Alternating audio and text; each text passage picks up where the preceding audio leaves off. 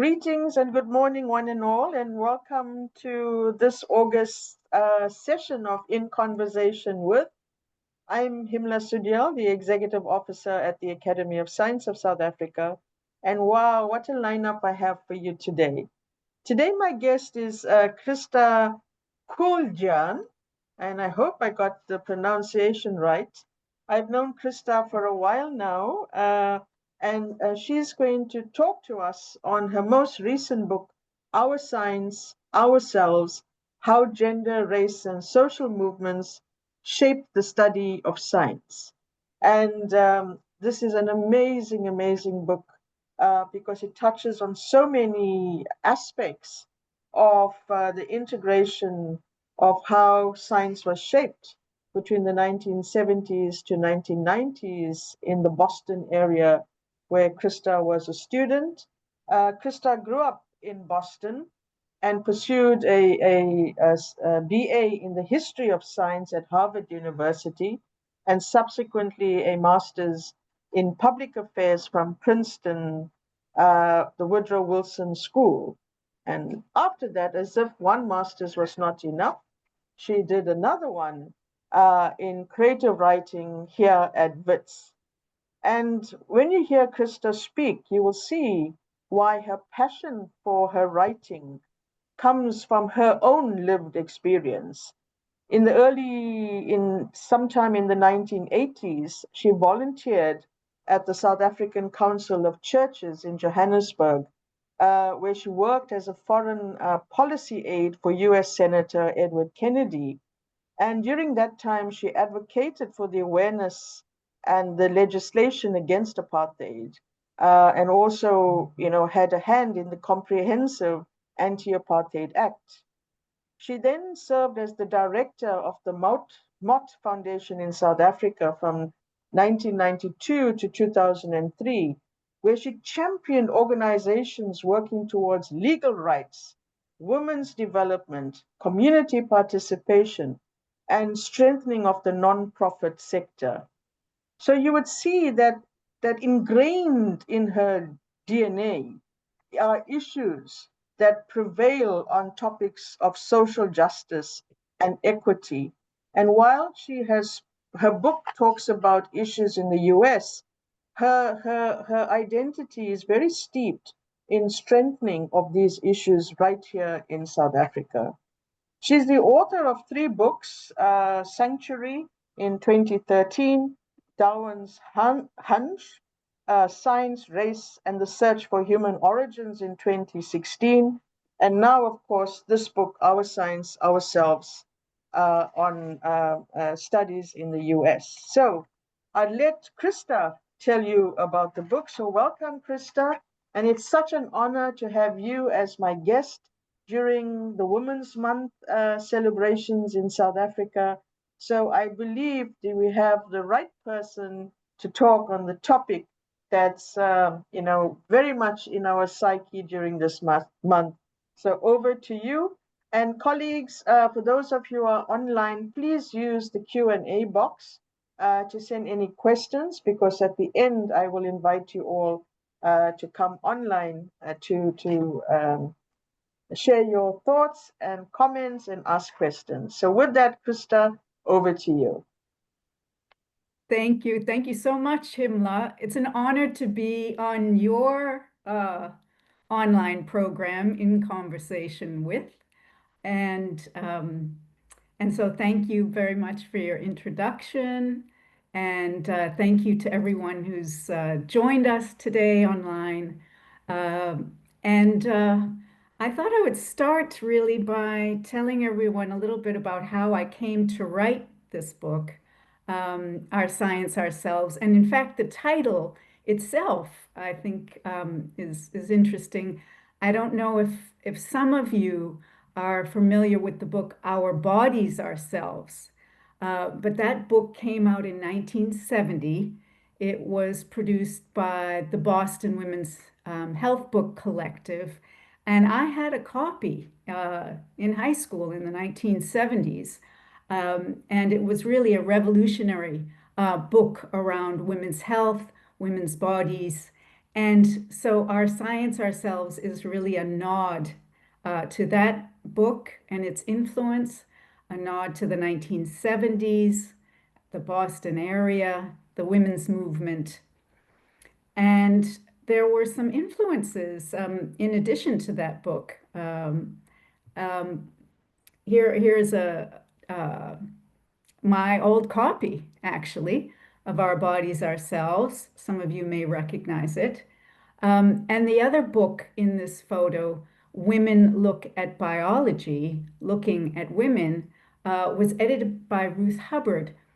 And I took a course when I was studying the history of science at Harvard in the 1980s with Ruth Hubbard. She was a biologist who had worked for decades in the lab, focusing on the proteins in the eye and the workings of the eye. Um, but later in her life, she really shifted focus to look at how scientists were portraying women's biology. So this book had an influence on me, as did Ruth Hubbard and her course. So this is something that I came back to in order to work on this book. Another influence, as Himla mentioned, was working on my previous book, Darwin's Hunch, that looked really at the history of science in South Africa and specifically at the history of paleoanthropology and genetics. And it was in that context that Himla and I first met, and we talked, and I learned a great deal from her.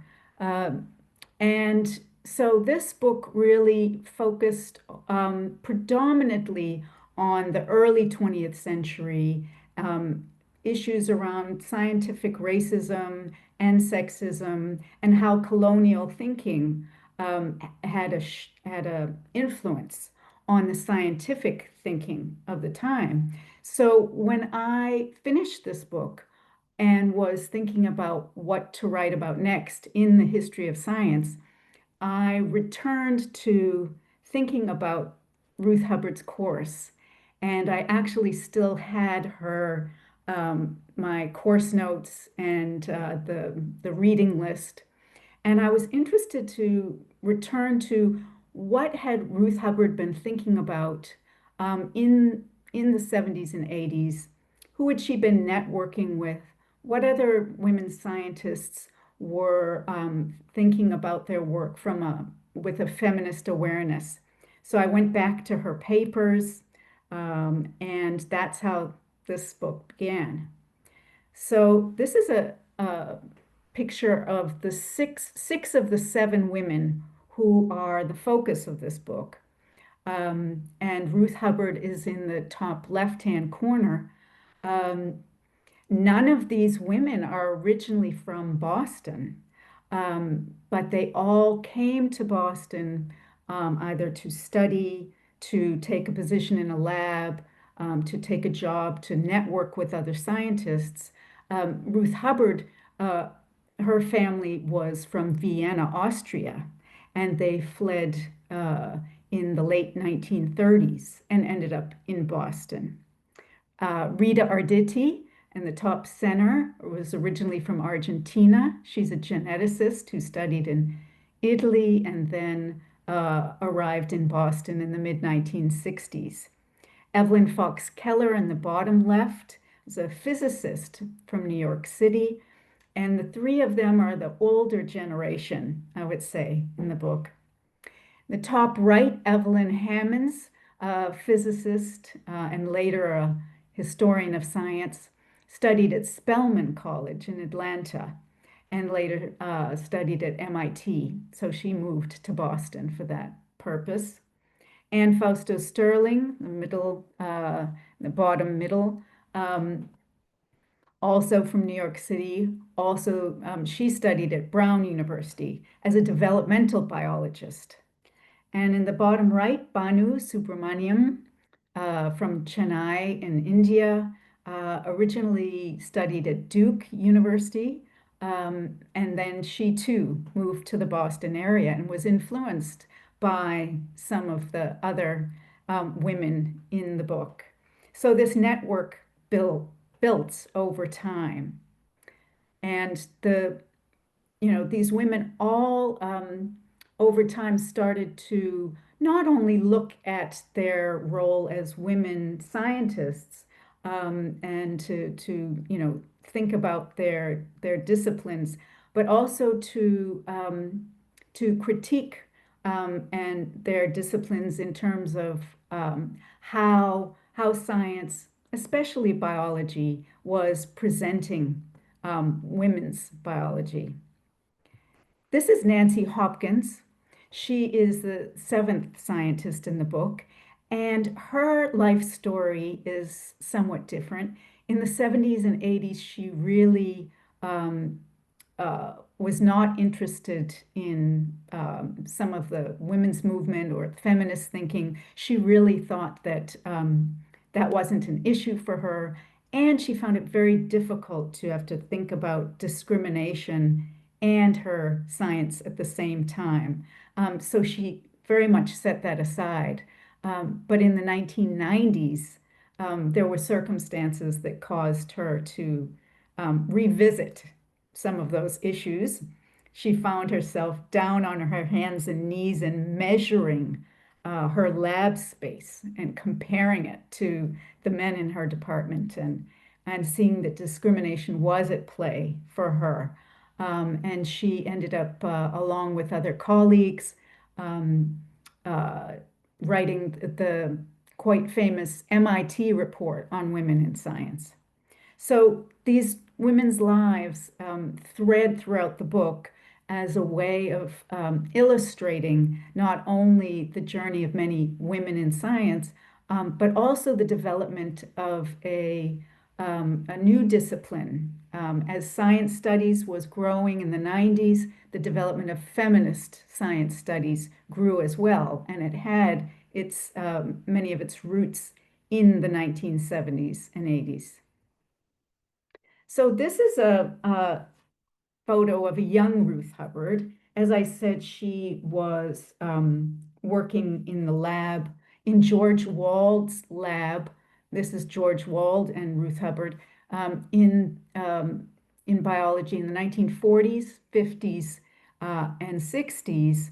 In 1958, she and George Wald got married, and Ruth Hubbard remained in quite a junior position, despite the fact that she was doing, critical research, publishing in scientific journals, getting a great deal of recognition.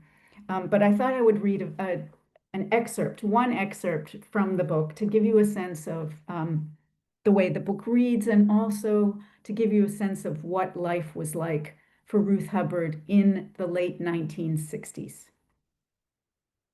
On a crisp morning in October 1967, the phone rang at Hubbard and Wald's house on Lakeview Avenue in Cambridge.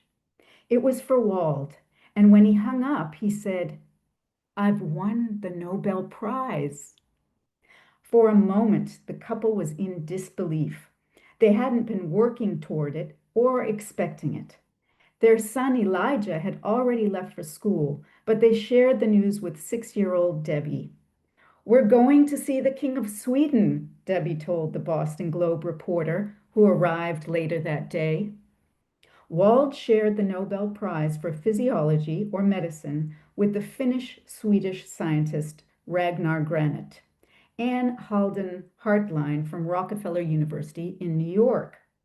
Hubbard was thrilled for him. She rapidly started preparing for the festivities, found some green silk fabric, worked with the local dress designer, went hunting for matching shoes. The whole family flew to Stockholm, and Wald was treated like a film star for a week. The event's brilliantly lighted ballroom felt like a Hollywood set. As Debbie had predicted, the King of Sweden was there, and Elijah sat next to a princess. After dinner, one of the men in the Nobel Committee, the Swedish scientist Hugo Theorell, walked over to where Hubbard was sitting, glamorous in her floor-length off-the-shoulder gown. The champagne was flowing, A quartet was playing. In her elated mood, she thought for a moment he was inviting her to dance. Instead, he said, "You know you were kept out of the prize by the rule of three." The music stopped. Hubbard stared at Theorel, trying to make sense of what he was saying, but he turned and walked away. Theorel was referring to a rule in Alfred Nobel's will, which guides the presentation of Nobel Prizes. The committee cannot give a prize to more than 3 people at once. In other words, the founder did not want the prize money to be divided into portions that were too small. But Hubbard was flabbergasted. Why had he told her this? Did he think she would feel honored that she had been considered for the award at all? Did he think she would be happy to hear she was fourth? The fact was that she wasn't honored or happy. She was bewildered. At the time, she didn't imagine that perhaps she also should have won, or that sexism had been at play. But many years later, when she was looking back at the moment, she saw it as a dreadful incident. No one on the Nobel Committee would ever have said such a thing to a man. At least some contemporaries were aware of Hubbard's own unheralded role. After the couple returned from Stockholm, they were invited to a potluck dinner party where the talk mainly revolved around the Vietnam War. Standing with her plate, Hubbard was chatting to friends when another person pulled her aside to ask, "Did you win George's Nobel Prize for him?"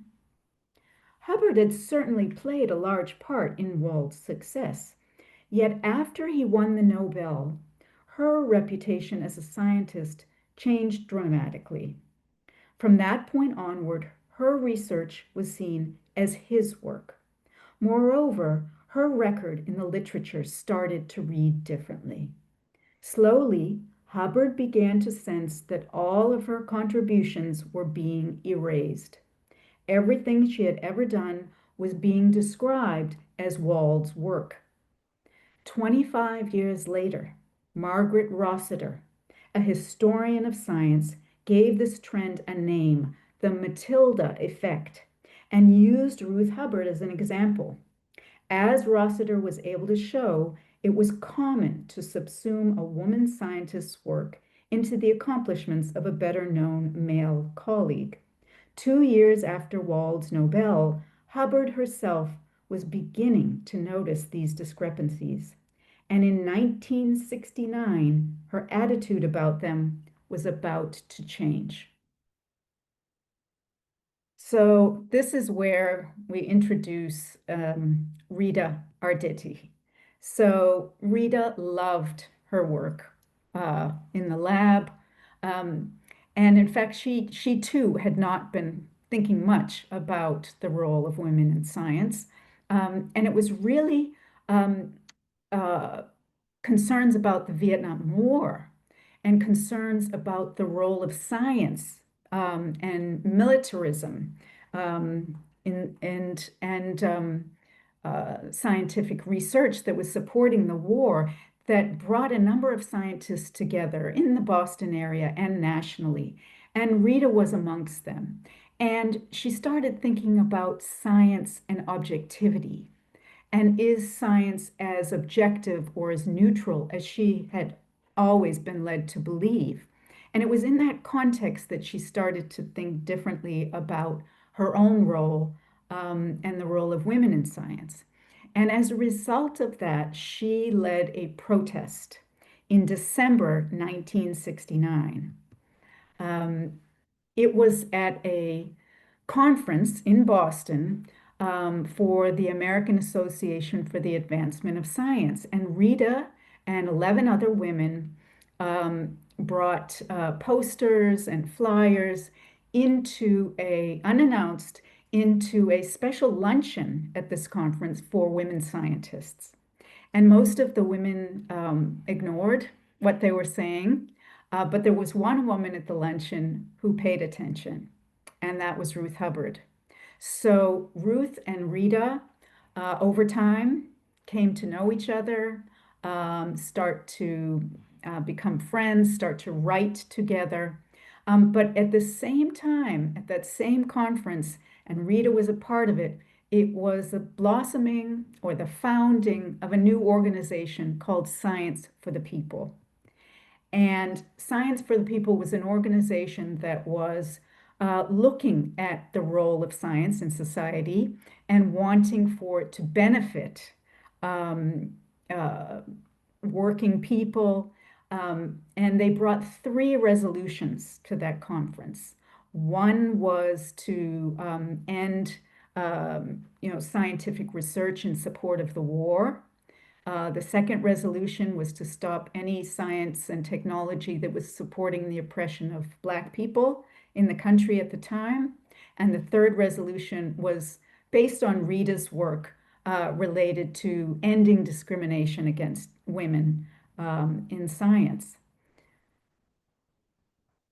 So it's so interesting to look at Ruth Hubbard's papers and her oral histories because she speaks about that that moment, that day, that luncheon when Rita Arditi came into the room, and she previous to that had really not thought much about women in science. She thought that she was a scientist, she was a woman, she was at Harvard, she was publishing in prestigious journals. What's the issue? But after that event, she started to think about why she continued in a junior position, the research uh, associate. Why didn't she have tenure? These questions started to come to mind after that. So Ruth and Rita, as I said, started to work together, and they started writing for Science for the People, a magazine that began along with the organization. Science for the People existed from 1969, 1970 through to 1989. And so they started writing not only about women in science, but also, as I said, about how scientists portrayed women and stereotypes about women. Ruth Hubbard went back and reread Darwin and was quite shocked. She started to write an essay about have only men evolved, reflecting on Darwin's views on the inferiority of women. They also came together in another group around sociobiology, as you can see in this flyer. Sociobiology was a book and a concept, the book that came out in 1975 by biologist E.O. Wilson, promoting the role that biology plays in shaping human behavior and emphasizing that role above and beyond the influence of environment. So a lot of people, and a number of scientists were very concerned that sociobiology really presents any kind of social problems as being the fault of the people involved and attributing it to their biology. So the concept of biological determinism was of great concern at the time. So the sociobiology study group was formed at the time. And also at the same time, another group of people were also concerned about sociobiology. This is Dorothy Burnham. She was a microbiologist in New York City. She joined the Genes and Gender Collective in the mid-70s. And it was at a conference where she was really making the point that the stereotypes about white women that scientists were portraying, that women were passive and that males were active, that those stereotypes were not used in terms of the very different stereotypes that were presented about working class women, about African American women, about enslaved women. So as Dorothy Burnham was speaking about this at a conference, Ruth Hubbard was in the audience and listening and learning. And they started to work together. Ruth Hubbard worked with Dorothy Burnham to publish some of her essays. in collections that she was producing at the time. So there was a slow process of educating quite a number of the white women scientists to say that issues of both gender and race need to be considered together.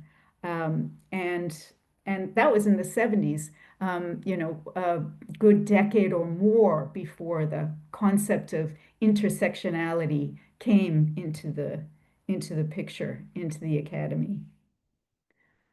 Now, this is a picture of Dorothy Burnham today. I had the pleasure and the honor of interviewing her for my book and also meeting with her to give her a copy of the book. And she is 110 years old. She lives in Boston. She with her daughter. I know another of her daughters. She's doing well, and so it's just yeah, quite amazing to think about the breadth and influence of her career. She was an activist in the 40s and the 50s in the civil rights movement in the 60s. And she was a scientist as well. And it was only in the 1970s when she brought her activism and her science together.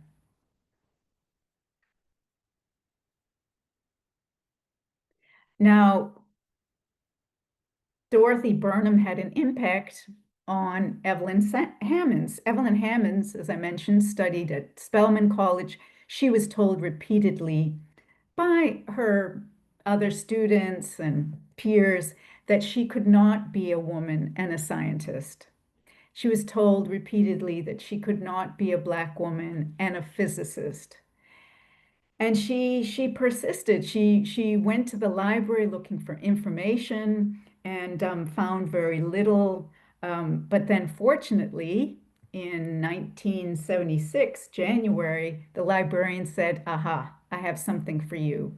And she shared with Evelyn Hammonds a report called The Double Bind: The Price of Being a Minority Woman in Science. And it was based on a gathering that the AAAS had held, um, and Shirley Malcolm was the co-author of the report. And it was something that Evelyn Hammonds carried around with her forevermore. And and Shirley Malcolm became a mentor to Evelyn Hammonds, encouraged her to apply to MIT.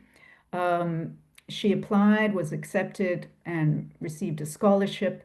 And Malcolm went on to continue to be her mentor for the next 50 years and to work on these issues. So when Evelyn Hammonds arrived in Boston, there was another organization, another social movement that had an impact in supporting Evelyn Hammonds. The Combahee River Collective, which was founded by Barbara and Beverly Smith. Audre Lorde was a member and a participant. They, in 1977, published the Combahee River Collective Statement. And you might not think, how does an organization that really creates space for Black women, lesbian socialists to be in the space in Boston, how would that have an impact on scientists? Well, it did.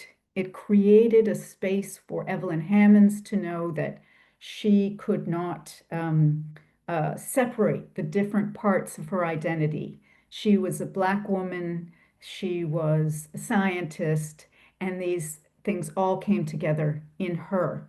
Um, and so it's interesting to see how also this organization, Beverly Smith, also had an impact on Ruth Hubbard, Rita Arditi, in their thinking, in their feminist critiques of science, in their writing.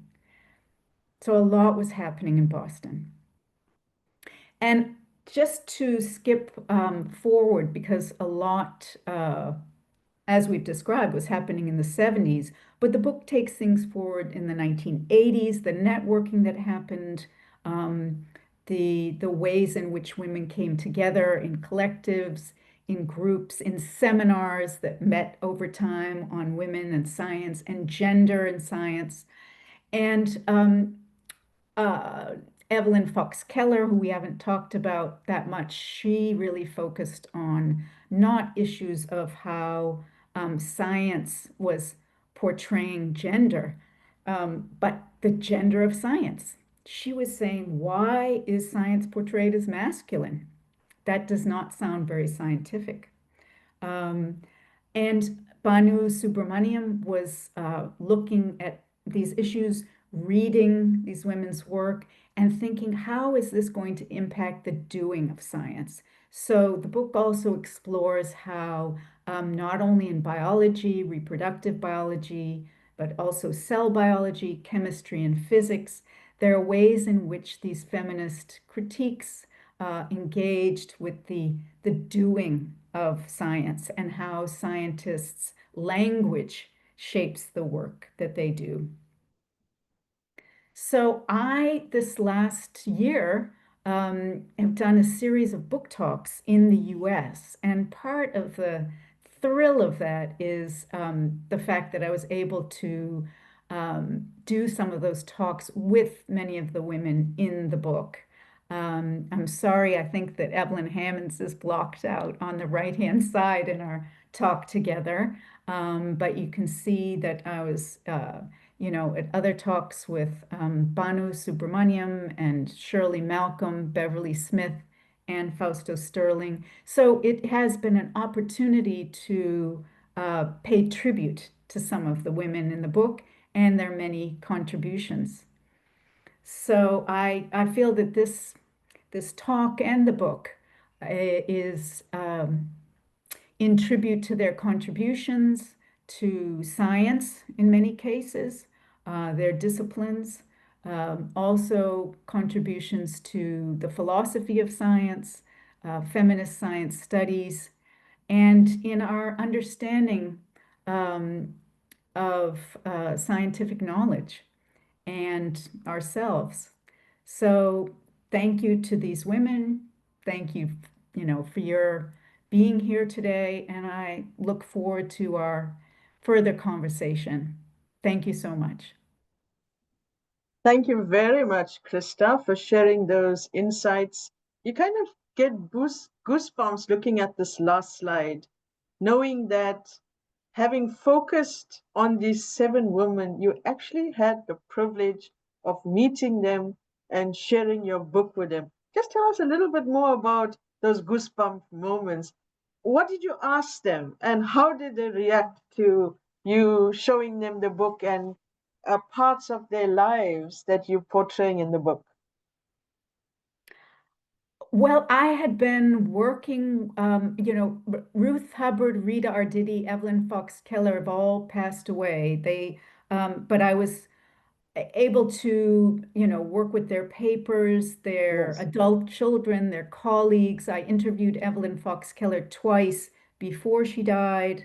Um, but the other women who have, been a part of the production of the book, I think that they felt it was very satisfying, after a number of years for the book to come together, to be able to, have it to share with others in a way that reflects on their lives, and their contributions, and also the development of a discipline.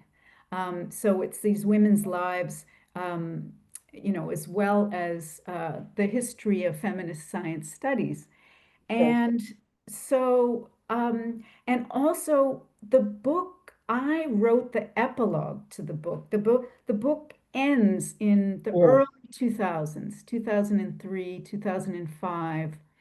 And the epilogue I wrote probably in 2023, just giving a sense of, The timeline. the last 20 years. So Mhm. now doing this tour, talking with this group of women in 2025, things have changed enormously. So another Mhm. aspect of our spending time together was reflecting on events and the impact of the US administration's um, attack on science, the assault on anything having to do with issues of gender and race and diversity. But I think you're wanting to come to that, so I won't go into that No, uh, no, no, go just ahead yet. because I think it's timely. You kind of juxtaposed it quite nicely in your response.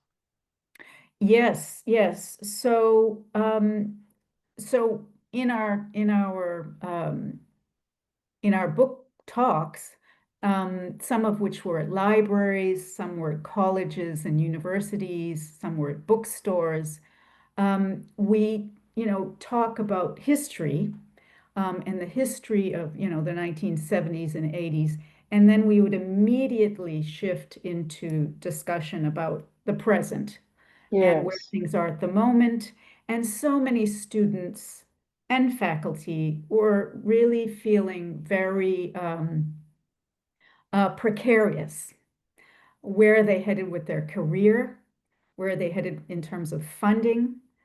Um, some people are feeling very isolated and perhaps drawing some inspiration from this history that it is important for people to come together, share their experiences and their concerns, to come together into groups that can work together, given the very dire circumstances at the moment.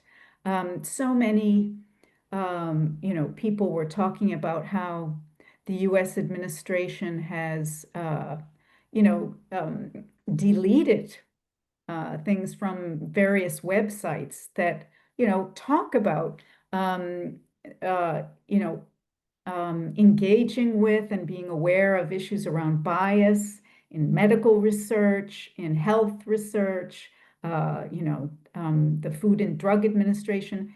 Many of these websites and documents that make any reference to women, race, racism have been deleted. So yeah, that was of great concern to the women in the book and the women in the audience, women yeah, and no, men and women across the yes. board.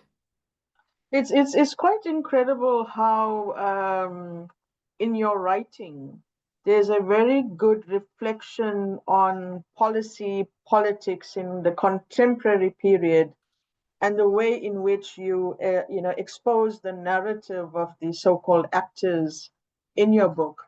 And I want to just touch base on that a little bit, just on the last point. The issues on diversity, equity, and inclusivity are hot topics here in South Africa. In your time from the 80s to the present, how have you seen the transformation in the South African context? I know this is not the context of your book, but of course you're an avid researcher. How have you seen the transformation in South Africa with respect to diversity, equity, and inclusivity? Is it a positive trajectory? Have we flatlined, or is it just air talk?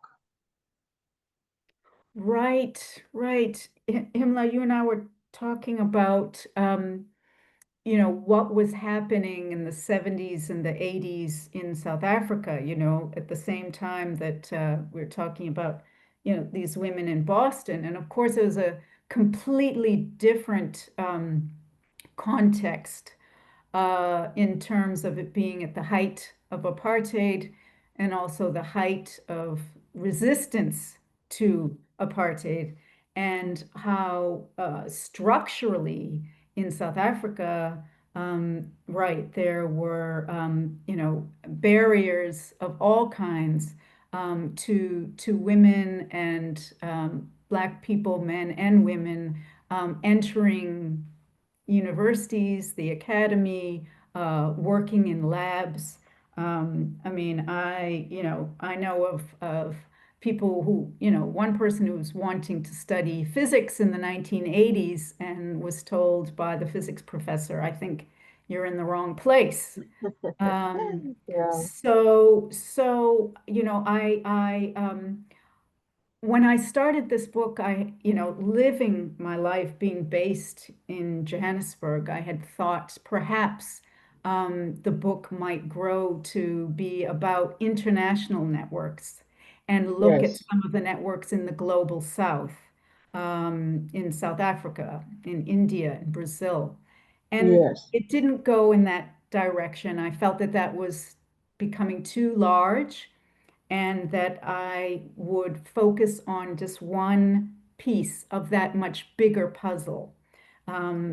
So bigger picture. So this book is not to say that Boston is the only place where things were going on in terms of dynamics about questioning the objectivity of science, etc. Um, that was happening globally. Yeah. But in terms of your question about what has happened in South Africa since, I mean, I think that especially since 1994 and the, post-democratic elections, the 30 years since, that there has been a great change in many ways in terms of the number of opportunities, the number of young people entering the sciences, and the opportunities there. In and yet in other ways, there are still institutional, structural issues that perhaps don't make it as welcoming for many as it might. And that's those are challenges that still need to be faced. But I do Yeah. see a flourishing um, of women in science in South Africa that I have not researched in depth, but I think that it is an arena in which women historically have made great contributions. That's something that I'm seeing in the field of paleoanthropology, which I have spent Yeah. many years researching. And so Yeah. seeing in the last decade or more, uh, you know, um, great change in that, or the beginnings of change in that field. Right. But Right. in others as well, Himla, you would have stories to tell, I'm sure. It's not about me, it's about you. You have a very, very nice few paragraphs on Darwin in the book. Was Darwin a sexist? Oh, right. Well, Ruth Hubbard, as I said, she wrote an essay, and so there's a chapter, right, focusing on that. I think that Darwin was shaped by his Victorian times, his Victorian England. I mean, he wrote when you go back and you look, it's actually quite shocking some of the things that he wrote about how women are inferior intellectually. He defends that. He says that perhaps morally they're superior, but he didn't he didn't believe that women had a role in science. Um, so I think, given that, given his writings in that way, yes, he was. He was. Um, It's a bit uh, of a paradox, right? Because here he was living in that Victorian time in the era of a great belief system, yet he spoke out in favor of evolution and selection theory and those things. And given that he was so bold in that respect, you'd have thought that he would have at least had a little bit better things to say about women, even though he used information and respected women who were giving him information that he used in his writings. right, right. And I mean, so it's interesting to look at. He had relationships with a number of women in his life who had an influence on him, and Yes. yet, you know, that didn't necessarily translate to how he viewed women as a whole. I mean, I hadn't, planned to read this, but just to say, a quote from Darwin's The Descent of Man, 1871, he says, the chief distinction in the intellectual powers of the two sexes is shown by man's attaining to a higher eminence in whatever he takes up than can women, whether requiring deep thought, reason, or imagination, or merely the use of the senses and hands. If two lists were made of the most eminent men and women in poetry, painting, sculpture, music, history, science, philosophy, with half a dozen names under each subject, the two lists would not bear comparison. Now, there were women who wrote to him, spoke out at him, pushed back at that, and said, this is about opportunity. This is about access to education. This is not about competence. And and Darwin didn't, his response to that was, I disagree. Yeah, So it was quite something to go back and take a look at that and recognize that yeah. thinking shaped his way of looking at the world around us. Yes, I know. When I saw that, and I was like, last year when I was in traveling in the UK with my brother, I made sure he took me to visit Darwin's house because my mentor, Trevor Jenkins, had been and came back with stories, and I also wanted to go. And I was so excited to be there, walk in the gardens and, touch things that you're not supposed to touch, etc. When you go through these museums, there's lots of rules and regulations. And I think I broke like two or three, even taking pictures in the place. And then when I saw this in the book and I said, no, man, this can't be. So I looked it up a little bit more yesterday and you're quite right. A lot of context, a lot of what we read about is context driven, and I think your writing really brings that out, even in Darwin's Hunt. When you talk about the history of the paleontological research in the country and the narrative of the people whose work you positioned, very strongly reflects the global view on the advancement of that science from the 70s of measuring people and using measurements, physical anthropology, to the today science, the now science with the DNA and the interwovenness of the various tools used to reconstruct the past.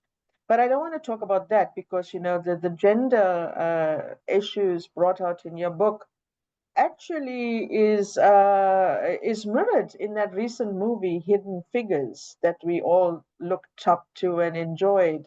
The way in which black women in particular played such a significant role in. But just to say that, yes, Hidden Figures, the book and the movie, meshes very well with our science ourselves, in terms of its highlighting, right, women's contributions that have been erased and bringing them to light. And also, oh, Himla, are you back with us? Yes, yes, Oh, sorry, good. it did it again. Yeah, I was just talking about the movie Hidden Figures and the role uh, African Americans played in the NASA program. That's another narrative that brings the theme that you are talking about, the way women were sidelined in this journey on the advancement of science. I know we kind of getting close on to time, and we've asked colleagues to put in questions in the chat. There is one there, but I think that's more like a end of a session question.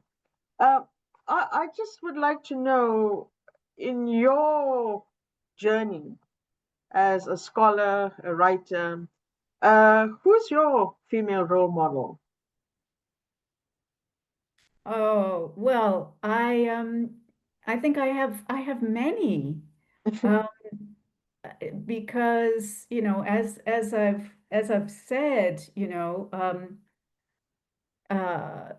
I was studying, right, Ruth Hubbard, played a role. I've gotten to know Beverly Smith from Combahee River Collective and her determination, um, her writing, um, Audre Lorde's work at the time, I think is so inspiring in so many ways.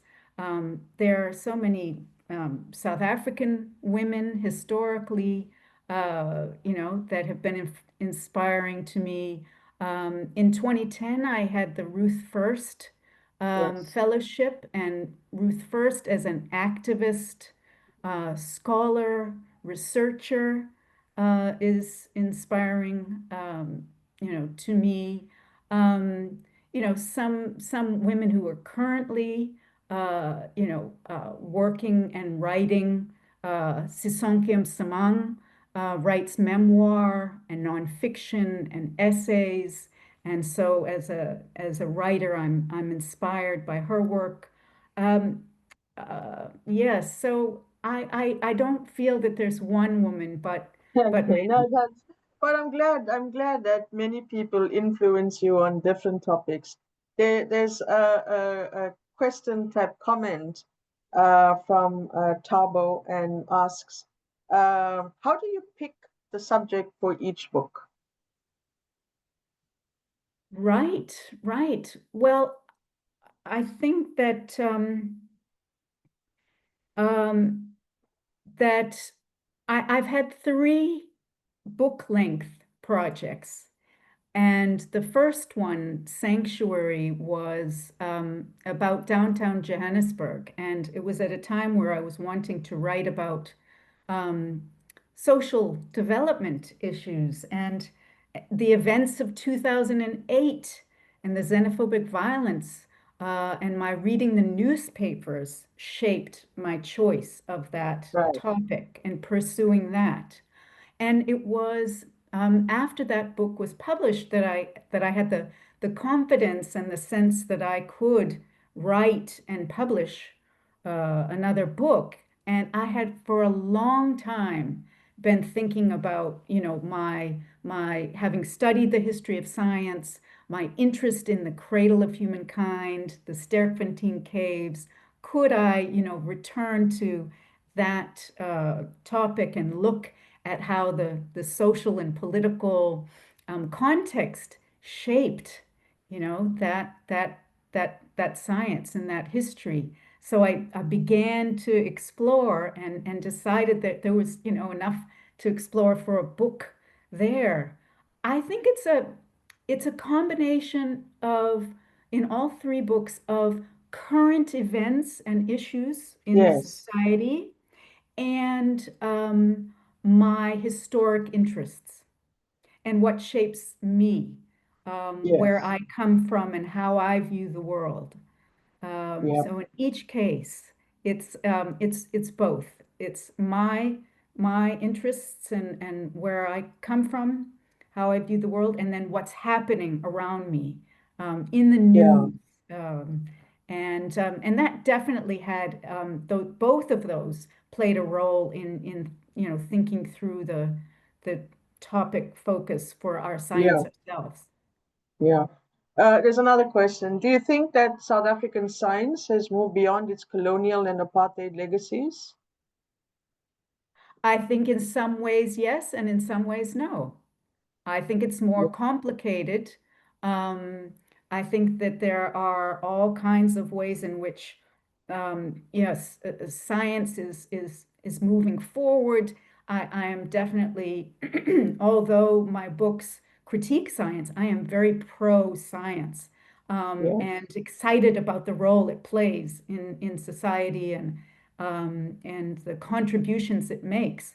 However, I think it's still very important for all of us to be aware of the histories of different disciplines in the sciences, and how their legacies of racism and sexism have an influence today in many areas, in anatomy, yes, in anthropology, in biology, in any field, really. I think it's important for all of us to look at the history of that field and that discipline to unpack problematic and painful legacies. So Yes, no, for sure. I think it's right. Well, on that It's a theme, you balance. genuinely won a new fan who was very inspired by your wonderful presentation and has listened to you for the first time and looks forward to reading, your books and getting to understand the narrative that you portray. There was a question earlier on the Q&A, and since I had to rejoin, I lost it, but it was around what is the message that you would like to get readers to take home when they read this book? I think I would love readers for their curiosity to be piqued around learning about women in history whose contributions have been erased. And for you to, you know, look, whatever your areas of interest are, whatever book you're reading at the moment, to look even further and say, who else has made a contribution in this arena? Yeah. Um, because there's so many stories, many of which we haven't had time to share today, about Mm-hmm. women who've made enormous contributions. And Yes, so I yes. would like to see more of that in Yeah. this I know women's you month. you you you kind of started off contextualizing how the structure of the book was framed. But I'm not so sure that the title, Our Science, Ourselves, came through in that intro. How did you get to Our Science, Ourselves? Well, as I said, the book Our Bodies, Yes. Ourselves, was really an inspiration for the title. So our bodies ourselves, our science ourselves. Okay. Um, So, and it was recognizing that the women who created our bodies ourselves were feeling that the medical establishment was not interested in women's bodies, was not giving full information about women's bodies. And so, with our science ourselves, it was a group of women who were saying, we are not feeling that the structures, the institutions of science are not engaging, embracing women's contributions, uh, and also that they are perhaps carrying a number of stereotypes into their work and yeah. bias. So our science ourselves was saying that it's an echo of that earlier book, and it's also saying that science belongs to everyone. Science belong and inquiring about nature and the world around us is something for everyone. It is not an exclusive endeavor. So our science, ourselves.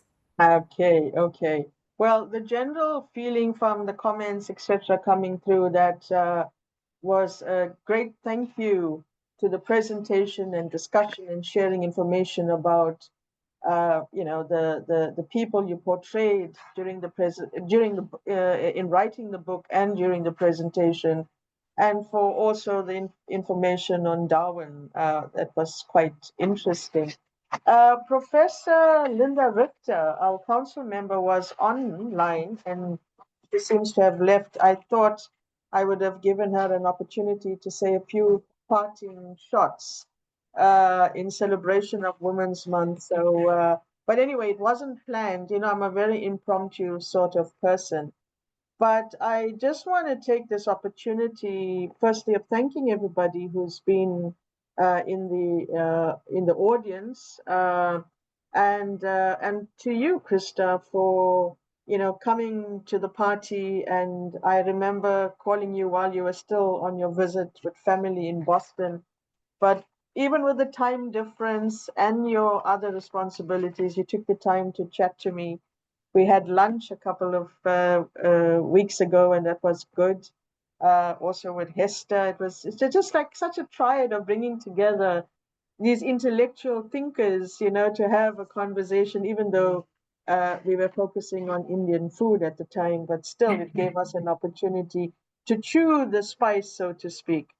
Colleagues and all online, on all of your behalf, I want to thank Christa for the time. I'm sure Christa will have many, many more opportunities to engage on this and other topics. But I just wanted to conclude by saying that your work truly exemplifies your sense of narrative, the historic depth and research that you go to bring to the fore social justice, and the way in which you take the situations of science and knowledge production, and in this book you brought it in convergence on real life issues on race, gender, and politics. I think you stood very tall in trying to defend the book in the contemporary thinking of the current US administration and politics of the day.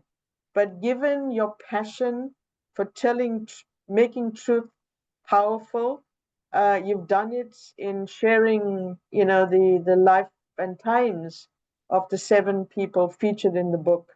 And we look forward to seeing the next project you're going to engage on.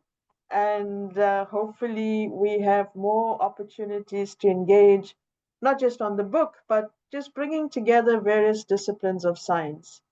I really, really appreciate it all and wish you well on your journey ahead.